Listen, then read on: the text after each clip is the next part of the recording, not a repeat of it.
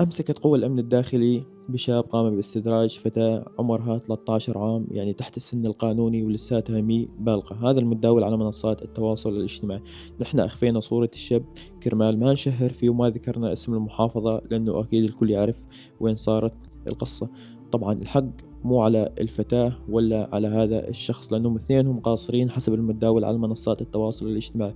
يعني ما عم بيفكروا منيح، يعني ما عم يعرفوا ايش عم بيساووا. لكن الحق الأول والأخير على الأهل اللي ما يعرفون بنتهم وين تطلع ولا الشاب وين عم يطلع.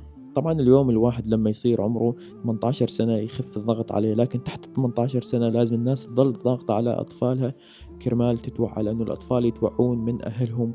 لازم ينبهونهم الطريق هذا غلط، الطريق هذا صح، كرمال الواحد يعرف إيش يسوي. حسبي الله ونعم الوكيل على كل شخص يساوي هاي الأمور، أو كل شخص يعرف أبنائه وأطفاله عم بيساووا هيك وما عم بينبههم من الطريق الصح من الغلط. لا حول ولا قوة إلا بالله العلي العظيم. أريد من الكل يكتب لي رأيه بالتعليقات بخصوص هاي الأمور اللي عم بتصير، والأهل ما عم يتدخلوا مع أطفالهم كرمال ينبهونهم. الفيديو ليس للتحريض إنما للتوعية. لازم الناس تتوعى وتعرف وين توجه أطفالها بالطريق الصح من الغلط.